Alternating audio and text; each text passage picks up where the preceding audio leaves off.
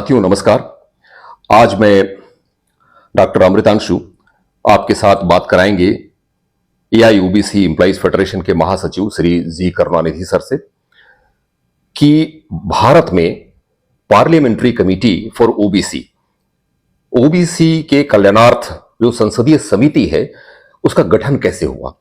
क्योंकि थोड़ा सा ब्रीफ आपको मैं करता चलूं कि 2012 से पहले भारत में जो पार्लियामेंट्री कमिटीज थी वो that was for SC, ST, minorities, women and childs के लिए थी,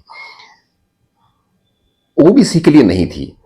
अब दिक्कत ये थी कि भारत सरकार की जो सारी योजनाएं हैं उन योजनाओं का सफल क्रियान्वयन विभिन्न विभागों में हो रहा है या नहीं हो रहा है, इसे जांच करने के लिए, इसे निगरानी करने के लिए कोई भी बहुत ताकतवर कोई एजेंसी नहीं थी हमारे पास, except national commission for backward classes and parliamentary committee हमारे पास थी नहीं एक्चुअली। सो AIOBC फेडरेशन के महासचिव ने करीब 8 वर्षों से और लिटरली यदि कहें तो 2004 से उन्होंने काफी कोशिश किया इसके बारे में एंड फाइनली 2012 में कंस्टिट्यूट हुआ। So most welcome respected Karunanidhi sir. So first you tell our viewers that how this parliamentary committee for OBC was constituted and what was the role of AIOBC Federation behind the background work, data, rational approach to the parliamentarian, how you convinced to the parliamentarian to form this parliamentary committee for OBC. Sir. Thank you, Dr. Amritanshu. Before informing you about this development that culminated in the forming of this parliamentary committee for OBC, just I want to inform the viewers also that the backward classes at the union government level, they don't have any rights in respect of job reservation or educational reservation in the initial stage of our forming the Constituent Assembly in India. After the Constitution came into effect in 1950, there is a provision under Article 340 to take all measures for the development and improvement of the backward classes. The first backward class commission came in 1953 under the chairmanship of Kaka Kalilkar. It was not implemented, shelved totally. Thereafter, the second backward class commission was constituted only in 1978. Mandal gave the report in 1980. It was not considered for 10 years. Only in 1990, when VP Singh became the Prime Minister, he initiated for job reservation for OBC 27% in central government departments. So, after this implementation of 27% reservation for the OBCs in jobs, in public sector undertakings and central government departments, there arose a need to form a OBC welfare association to protect and promote the interests of the backward class employees. So in various sectors, slowly they were starting this association. On the national level, AIOBC Employees Federation was formed in 1993. So since then, the federation were demanding that not only in 27% reservation job, the other recommendations of the Mandal Commission should also be implemented. And to monitor the reservation policy, there should be a mechanism, a government mechanism, like what is available to the other reserved categories, a parliamentary committee for OBC, and a constitutional power for the National Commission Backward Classes. Because after the verdict of Indira Sani case in Mandal reservation case in 1992, it directed the government to constitute a commission, backward class commission. So under 1993 NCBC Act, this commission came into existence, but with a limited power of including or excluding the backward class for the reservation purpose. There is no other constitutional power like other commissions. But there was no parliamentary committee for OBC.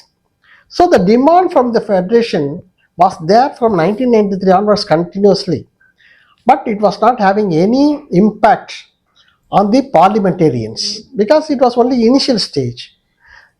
when the UPA government in 2004 was formed, then this demand gained momentum because the constituents of the UPA were mostly the parties from various states and they were all committed to the cause of social justice.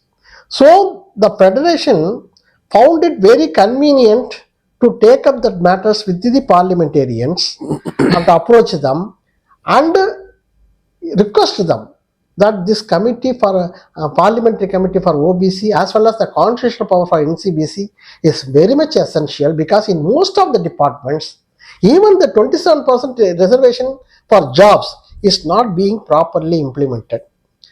But even then it was initial stage. Thereafter, because as I said that there was the conscience of the regional parties in the parliament and also the government at the center headed by Dr. Manmohan Singh took some interest. One of our, the president of our federation was B. Hanumantarao. So he took certain steps. But prior to that, in 2000, from the federation, we conducted a conference at Delhi in 2000 at Maulankar Hall, where at that point of time, the Vajpayee government was running and Mr. BMC Balayogi, late Balayogi, was the speaker of the Lok Sabha. He's a very committed person, very nice personality. So during 2000, after Mr. B. Narayanasamy sir was the president earlier, since he was not a member of parliament, so he told us to have Mr. Yerra Naidu as the president because he is a member of parliament and he is from TDP, Telugu Desam party, which is also a constituent of the Vajpayee government.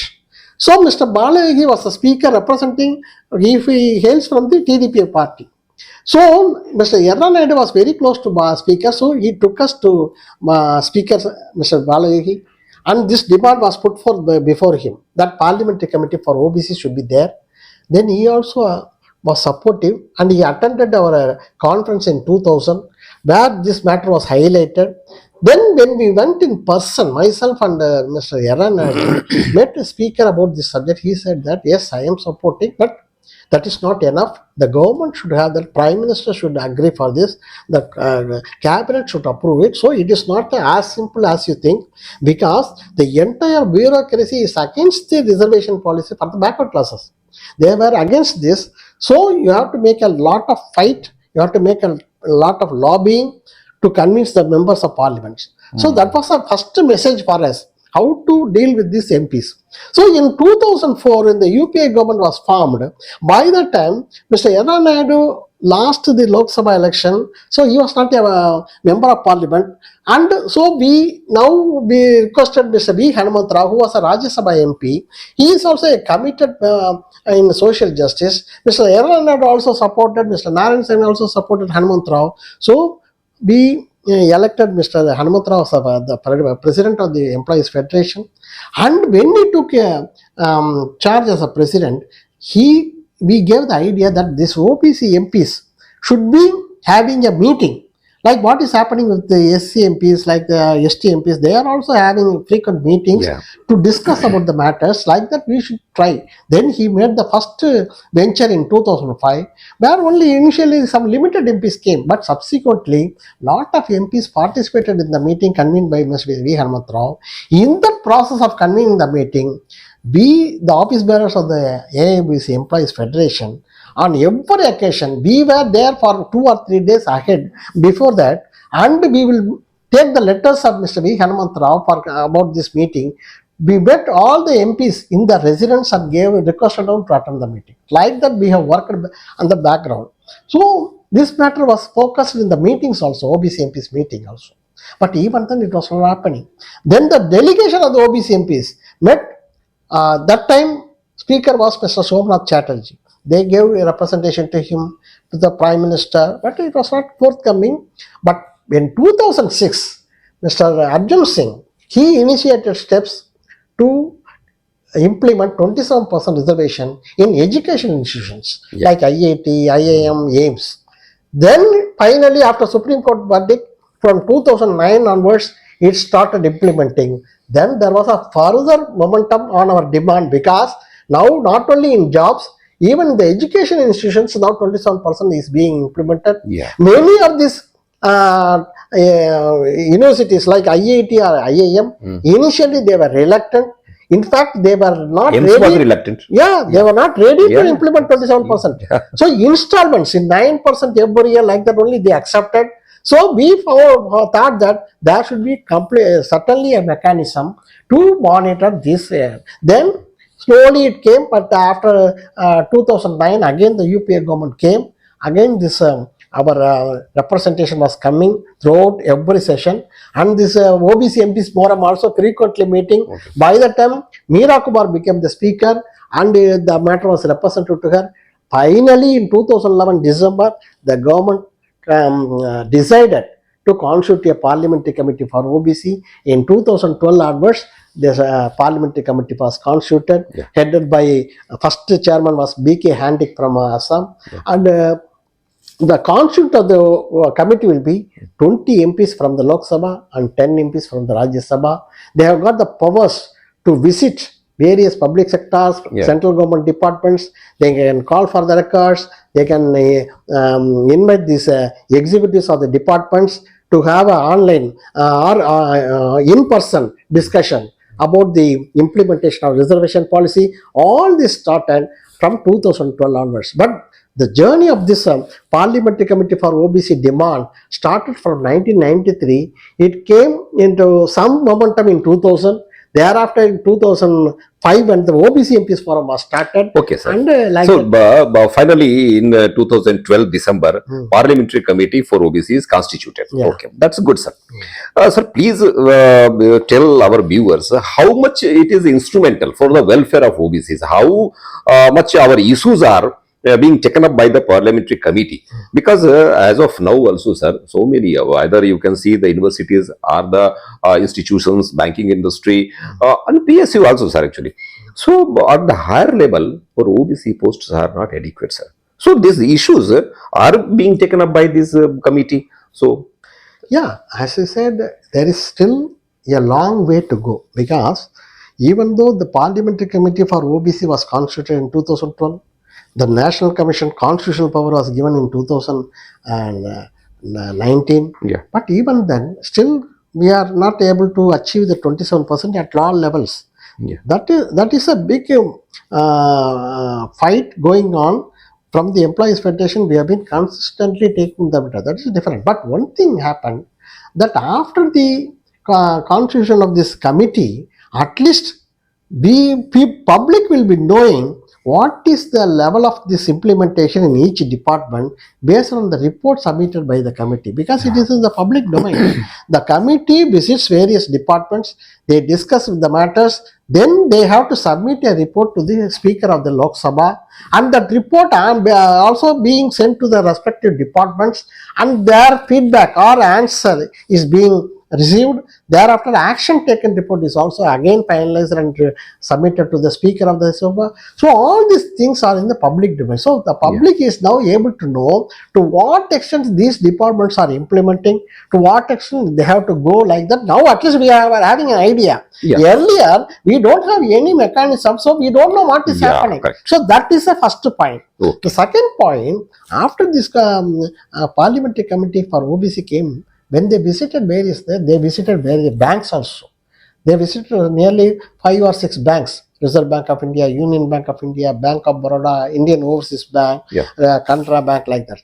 What happened was, they had the idea that lot of guidelines are being issued then and there, not collectively. There is no compendium of these instructions, and they directed the Ministry of Finance to issue a collective guideline, so that these OBC people will know what are the guidelines available in the public side and the banking industry, and they have also improved that facilities also. For example, earlier they were having only 2 half-yearly meetings, and liaison officer at the central office level, zonal level, regional level. Now the guideline, after the direction, the Ministry of Finance, Department of Financial Service, in November 2013, they have issued a guideline in which they mentioned, because of the instruction and given by the Parliamentary Committee for OBC, we are issuing the guideline. It was the first time in the First history. time in the banking industry for Ministry of Finance is issuing a guideline for OBC employees. Yeah.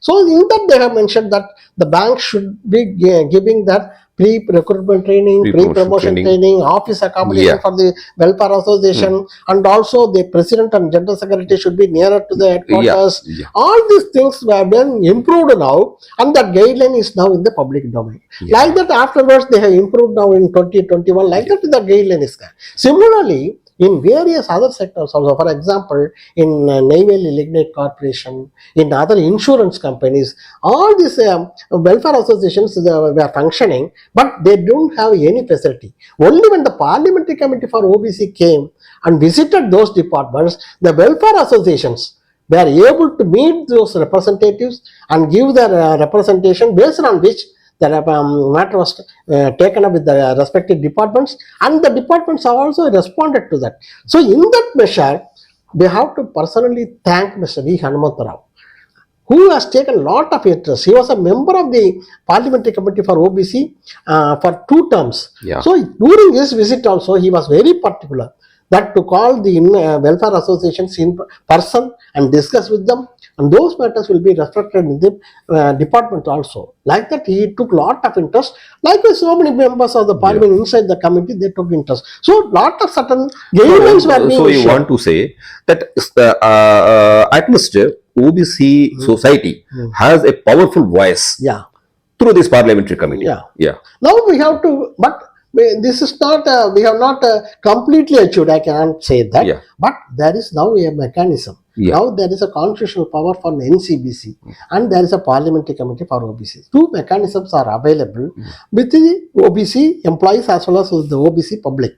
So they can avail that, and to what extent they are going to function, that is a different matter. It all depends on the composition of the team. If the team, everybody is very much active, and then the position will be improving. But we hope that in the coming days, it will have further improvement on the welfare of the backward classes, and the role of the AIOBC Employees Federation from the beginning is continuous. I think sir, because आपको मैं बताना चाहूंगा मित्रों कि कई वर्षों से करुणानिधि प्रयास कर रहे थे कि बैंकों में प्री रिक्रूटमेंट ट्रेनिंग हो, जो कि नहीं होती थी हमारे यहाँ। SC/ST के लिए ये सुविधा थी एक्चुअली में, बट उन OBC साथियों के लिए, बच्चों के लिए जो रिक्रूटमेंट से पहले उनको ट्रेनिंग दी जाए, ऐसे कुछ नीडी होते थे एक्चुअली, वो सुविधा नहीं थी। 5 अक्टूबर 2022 को करुणानिधि सर ने मैडम सीतारमन, जो हमारी फाइनेंस मिनिस्टर हैं, उनको उन्होंने लिखा पत्र, and guidelines issued by the ministry of finance on 7 October, only after 2 days in 2022. I think it is also because of this parliamentary committee. Because they have already reported to the government that this pre-recruitment training should be conducted. 2013 itself, DFS, Department of Financial Services, has issued the guideline, but it was not put into action because this IBPS or IBA, they were not going through that guideline properly. Then we met from the Employees Federation, we met IBA also. And we met the chief of the HR also there and requested that as per the guideline it should be done. But finally, the finance minister, he understood the situation. And all these things happened because of the interventions of the parliamentary committee. No, it's a very big thing, sir. Actually, on behalf of our people, I must congratulate you that only because of you, the Karunanidhy, because that letter I have seen, which was issued by the government of the Ministry of Finance, we have received a representation from the AIOBC Employees Federation and copy marked to you, Karunanidhy, actually. So it's a lifetime achievement for you that Ministry of Finance, Honorable Finance Minister have acknowledged your letter. So really, I must congratulate you, sir. It is not a one-man show. Definitely, the Employees Federation, all the constituents of the federation, they have been working together. And since I am heading the team, naturally I will be able to sign the letter. But the views of all our constituents are same. Everybody wants to take up the matter. Since I am the secretary of that, I have to take the lead. So that is natural. So anyhow, the issue it's a congrats to the AIOBC Federation actually. It is we want to complement the role of the Employees Federation in every aspect of our OBC welfare, and and the support given by our honorable MPs, particularly Mr. V. Hanumantarao, Yeah. earlier Mr. Yerra Naidu, Correct. and Narayan Sami sir. Correct. Like that, I can quote lot number of MPs Yeah. who have supported this cause, and in various occasions they have exhibited their commitment in various manners. Yeah. And if I can tell that will become a separate matter for discussion, which we can take up subsequently. Who are all contributed as members of parliament for the welfare of the backward class? If I take one session, means that will be a big list. I think members should also know their contribution, because we should not forget the heroes who have done the service to the society. So in the future occasion, I think I'll get an opportunity to tell. So one more last question, sir, actually, because I recall those days, because when Parliamentary Forum of OBC MPs and several meetings have been convened by the forum. So in 2008, I think Veerappa Moily was the law minister, and he also came in the meeting. So for the caste census also, you pursue them. So several issues related to the OBC in mass, actually welfare. So it was discussed on the banner of OBC Parliamentary Forum. Yeah. So it was very useful. Yeah. That only gave the idea among the OBC MPs also, because most of the MPs are belonging to various parties, political parties, having different approach. And this forum made them sit together and think together on a subject.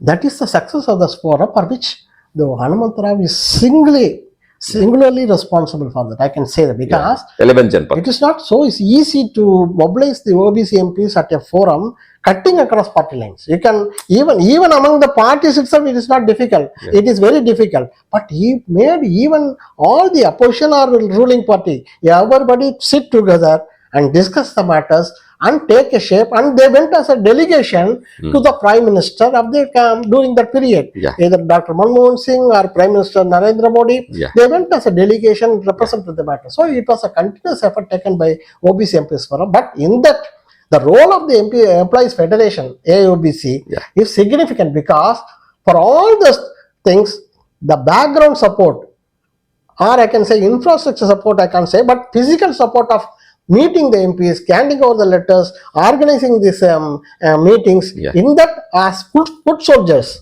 we have worked with the Hanumantarao. So very nice talking, sir, actually.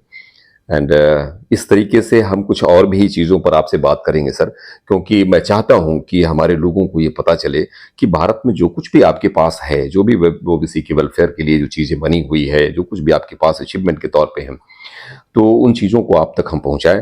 हमारे वाले दिनों में जैसे कुछ legal aspect पे भी हम बात करेंगे कि पोस्ट रोस्टर्स क्या होते हैं, post based and vacancy based roster क्या होते हैं, हम चीज़ों पे बात करेंगे. So thank you very much Karunanidhi sir. Thank you sir. Thank you, Amritanshu, for giving this opportunity.